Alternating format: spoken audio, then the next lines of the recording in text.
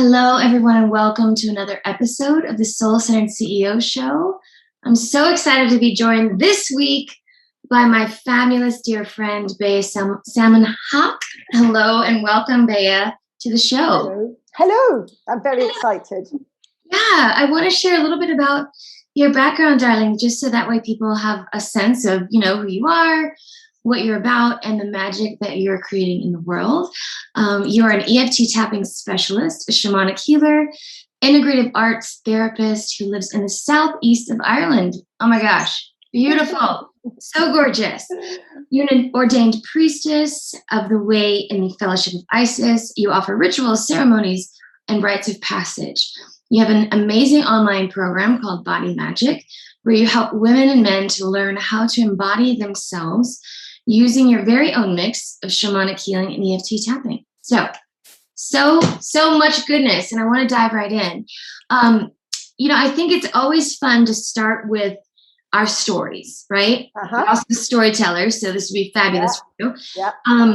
I think it's always fascinating to see really how people have gone through their own journey to create their very own, what I call a soul-centered business and life, which is what I definitely think that you have done.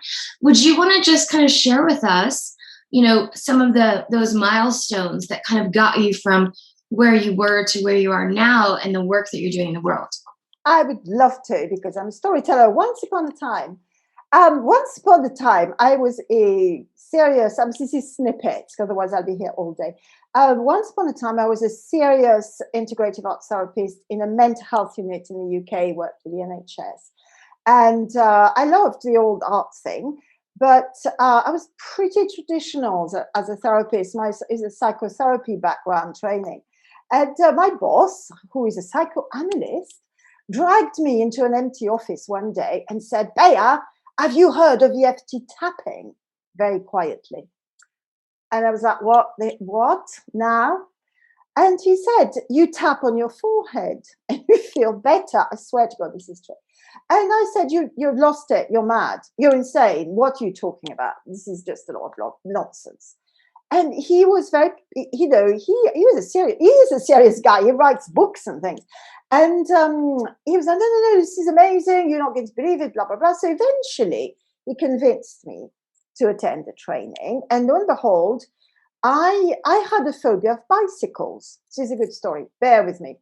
And I knew why I had a phobia of bicycle. I'm a psychotherapist, for goodness sake. I'd had therapy until it poured out of my ear. So I knew why, but I'd never managed to get over it and the feelings.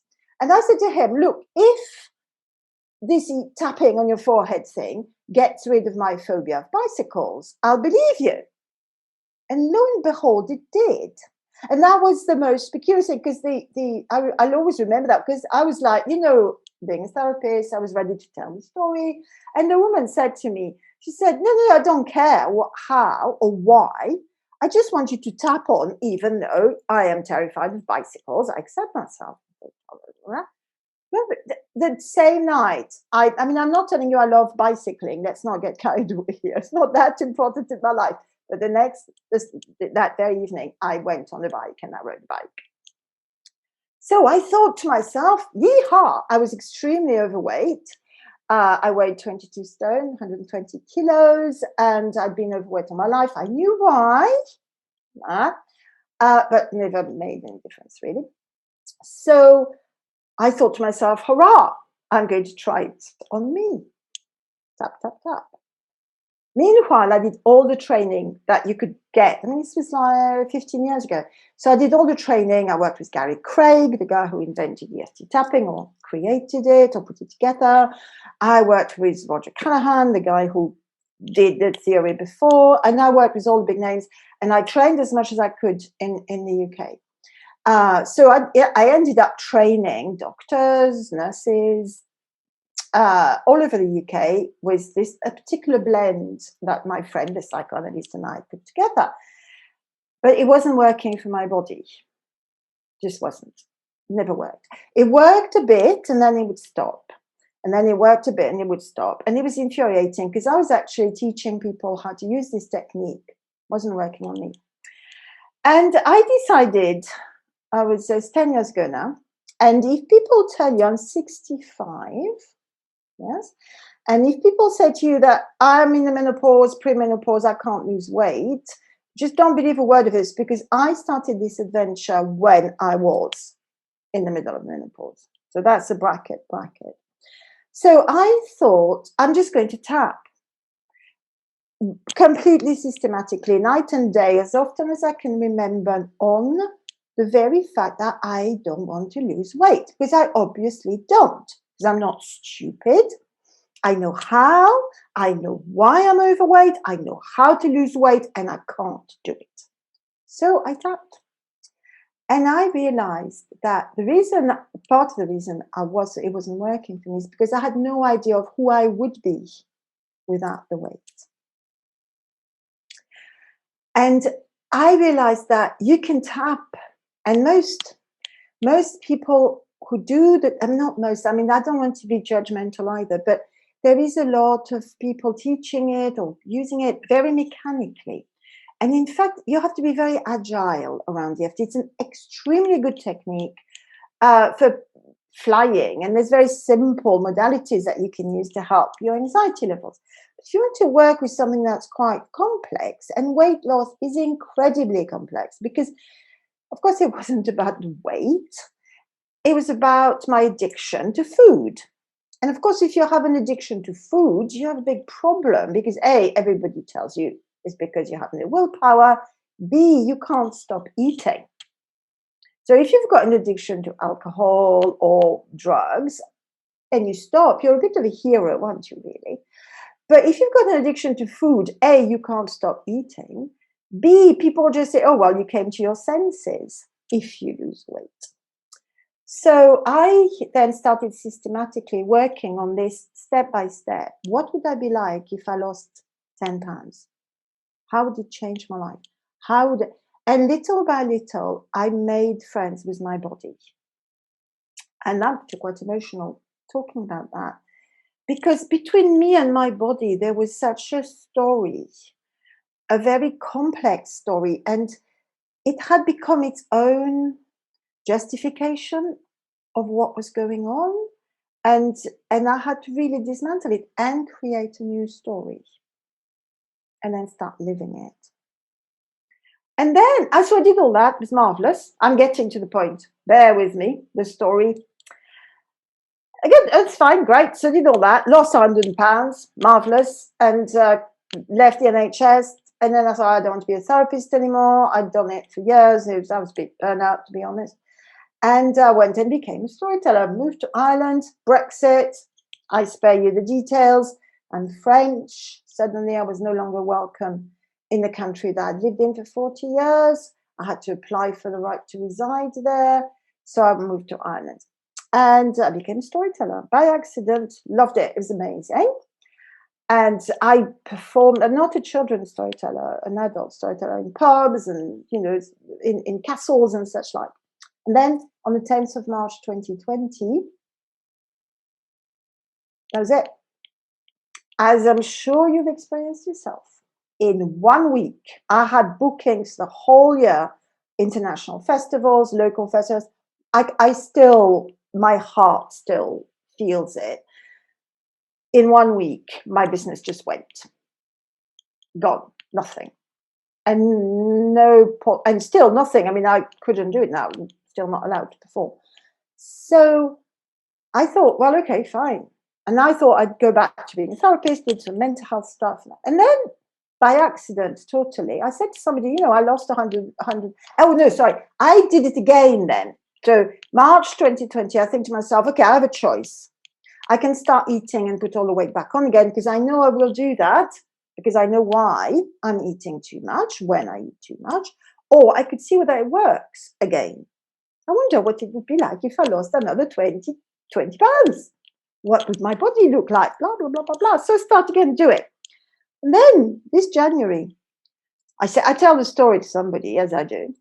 And she says, why are you not doing a program about this? And I'm like, I don't know, because, I'm just stuff. And then, of course, I realized that I was really being silly, because I had I had a thing that people wanted and people do. And in the last 3 months, I can't work with that many number of people, but I have had all my courses, my programs have sold out. And I'm really excited because I had this wonderful message from somebody this morning who said to me, I'm on a holiday in Scotland. I'm just tapping because I want an ice cream and I don't think I really want it. I'm feeling a bit anxious. And it's working, Bea, it's working. And that made me so happy. Because it isn't about the ice cream, it's about eating it because you want it, not because something else is going on in your life. Wow. It's amazing how well, first of all, I love the story. So I love listening to people tell. It's always fascinating to me, like I said, to get the backstory of kind of what has created this powerhouse that you are today, and how beautiful that you've been able to take, a situation in your own life, something that was really probably painful and created a lot of suffering for you, and allow that to become this beautiful work that you're doing in the world. I mean, that's so wonderful and so powerful. So, I think it's always a blessing. You hear that term, like your mess becomes your message, or whatever that phrase is. It's that kind of same vibe. So, and how beautiful now that you're able to bring all of your gifts and all of your experience and all of those talents into those programs. So beautiful.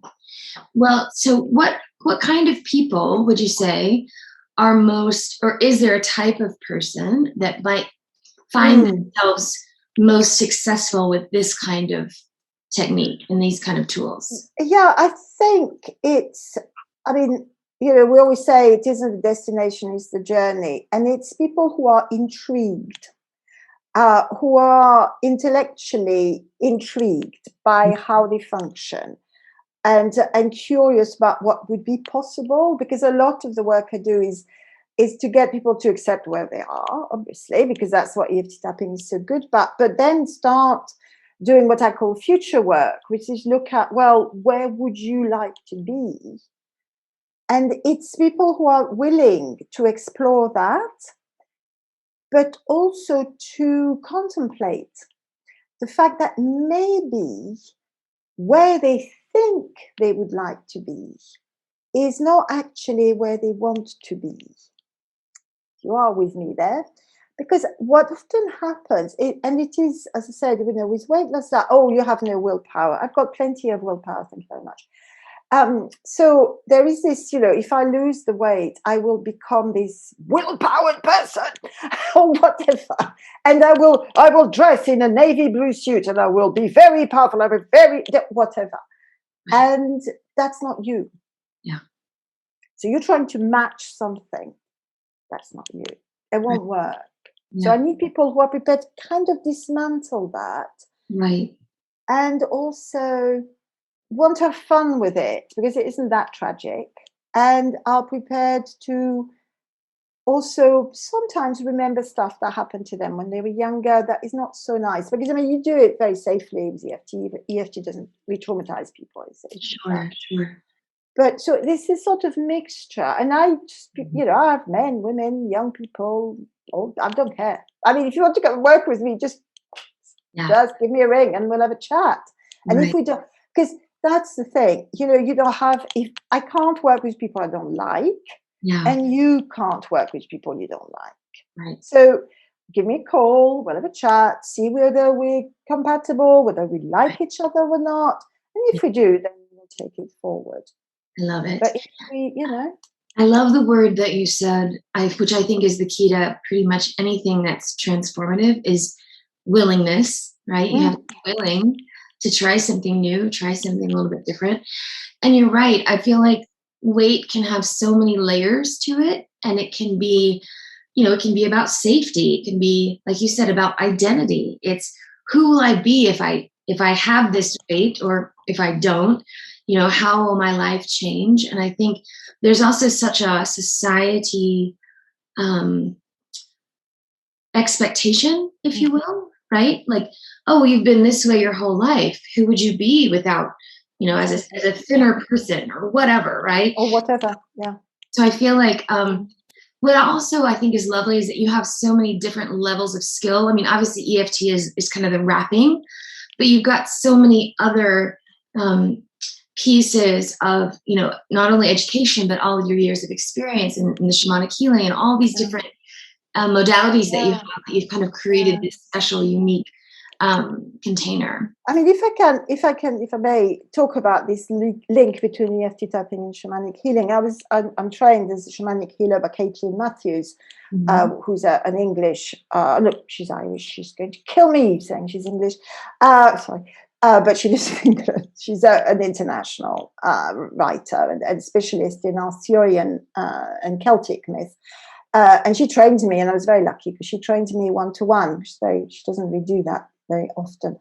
And I was a very successful shamanic healer, and because of course I've got the therapy background, so it all worked really well. And then I realized that you can actually, I am a great believer in this shamanic principle, which is shamanism for me is a psychology theory, which is based on observation. And is now strangely is being shown to be scientifically proven, because a lot of contemporary neuroscience actually is proving that shamanic healing, the construct of shamanic healing, are accurate. And in the shamanic world, you arrive in this world with an intact soul, if you wish. And as your life happens, trauma happens, and bits of your soul break off, and they go somewhere else. They call it depersonalization now. It's a psychology term. And bits of other people's souls embed themselves into you. And that is the voices you hear in your head that tell you you are rubbish, you have no willpower, whatever. And in the shamanic healing tradition, the shamanic healer goes into a trance state, finds the bits of the soul that have been broken off and bring them back or take out. And I discovered that with the process of the tapping, and the tapping is very rhythmic, it's very similar to a drum beat, I could get people to do it themselves, connect with the part of them that they'd lost, that was somewhere. And that's what happens in trauma. If you have a traumatic event, the part of you that is living the trauma gets separated. It's a safety mechanism, your brain does that, and then goes somewhere else, where sadly the trauma is then repeated, which is why you're frightened of this, that, or the other, which is why you're having panic attack. You don't know because you're not connecting the two. Because EFT tapping and this way I do it, which is a meandering. I don't know why this is happening. I don't know what's going on, but I'm willing to find out. People very often will actually remember something and will be able to go and find the part of them that, with the best intentions in the world, is stopping them for doing the very thing they want to do. And I was working with somebody the other day, and they found I think, a 9-year-old child who was still in a trauma somewhere and was stopping them from losing weight, because they were absolutely convinced that, it was a very convoluted story, but the 9-year-old child had made a decision at that point that whatever she'd done was the cause of a huge problem. And that if only she'd eaten that dinner that night, it wouldn't have happened. And and that person was in her 50s, seriously, the client I was talking to. And for that amount of time, the person had been eating that dinner. Wow. Without realizing it. I swear this is true. And she was able to connect to that and say, because there's parts of us don't know. Right. That we're older. They don't know because they're stuck in that parallel, this really weird world. So she was able to tell that child that, all was well, really, that they'd survived and it was okay, and there was nothing to worry about. And of course, it had nothing to do with her, and she was able to go and get her and bring her back. Wow. Powerful. And that's using EFT tapping. Yeah. Wow. It's really fascinating to really think about how it all fits together and how, like I said, how you've been able to just bring all of these, it's almost like the breadcrumbs there, how like over your life you look at why was I drawn to that teacher training or to that certification thing or to that, and then at some point in our lives, it's so beautiful. It almost creates this incredible tapestry of unique talents that you've been collecting them your whole life. Yeah, that's it. You're absolutely right. Yeah, and I'm very grateful for the pandemic, because if that hadn't happened, I wouldn't have done this. Right. And I think it is. You have a choice. Of course you do. You can perceive things as, you always have a choice, and it isn't about. I don't believe we change our reality. I think we can change how we think about it. Right. And that's what we do. And, and I think, gosh, if that hadn't happened, if I hadn't been in isolation in my house for all these months or whatever, I would never have thought, I would never have grown enough through the process to actually think I could teach this. Yeah. Because seriously, I really thought, well, I've done it, but I don't think it's, I don't know. And I'm a teacher. I mean, I taught, I was teaching mental health courses at university level. I was a freelance, at the University of Hertfordshire. And so I used to teach, I don't know, suicide prevention or whatever. And so I know how to teach, I know how to run groups, but somehow the connection wasn't there. Yeah. And it was the shock of what happened that somehow made it possible. Well, I think, a lot of people had a lot of introspection during that time, and I think coming out of that on the other side, a lot of honesty, a lot of truth telling, like what's working in my life, what's not working, what do I really want to be doing, how do I really want to spend my time, right? There's a lot of the inquiry that I think a lot of people were in, and how beautiful for you that you were able to come out of it, like you said, with an entirely new business model, first of all, and just another level of ways to help people, because you've been obviously in that field of helping, right? Yeah, for a very long time. A long time, and now you're just bringing that through. So it's really, really lovely. Let me ask you, what is bringing you joy right now? What brings you joy? Oh, it's sunny.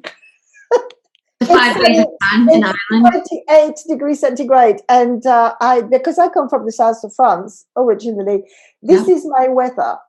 So I don't ask me why on earth do I. Well, one of the reasons I live in Ireland, because I don't think I could live in the south of France because it's far too hot. Because the temperature now is the temperature that I was used to when I lived there. That makes any sense. I love the sun. I love my clients. I love, oh yes, I do. I love them so much. They bring me so much joy. I'm always astonished by the amount of courage, how brave they are, how they're prepared. Very often they live thousands of miles away from me. I mean, I work a lot with Americans and Canadians. They don't know me from Adam, and there they are, opening themselves, sharing their stuff with me. And it gives me so much joy when I see them, and it doesn't have to be weight loss. My point is, you need to fall in love with your body, or at the very least tolerate your body. And whether you lose weight or not, well, if that's your choice, that's fine. But if you could just enjoy your body, it's the only one you've got. You can have many theories about the soul, but we know that our body is not going to survive after we die. So might as well have a nice relationship with your body. Exactly. And also enjoy food. Food is wonderful. I mean, at the moment, my great joy, is like I'm eating lots of salad, and the tomatoes are tasting right because it's sunny, and I'm growing my own food. I've got a kitchen garden, so I grow quite a lot of our own food in the summer. So I've got my own salads, and so that brings me joy too. Beautiful. And so that's the thing that brings me joy, and my amazing online community. I mean, you're part of it, my lovely, and I am so grateful and so humbled by the deepest connections I've ever made in my life. People I am highly unlikely to ever meet in person. I hope I'm wrong here. But I have never felt so seen and loved in my life. Oh, I love it. Beautiful. It's beautiful. It brings me lots of joy too. Well, we're thankful to have you. You know that. You're such a blessing. Such a blessing to the world, darling. I love all the things, all that you're creating. I want to make sure that for those of you that are listening in, you'll be able to access links and details about any of your programs that you're offering and how they might be able to connect with you. So we'll make sure that we put those in the show notes of the episode so they can reach out directly if they have questions or want more information. Sound good? Wonderful. Thank you so much for your time today. It's always a blessing. Thank you for having me. Always. Thank you. Yeah. Love you. Love. Bye. Thank you.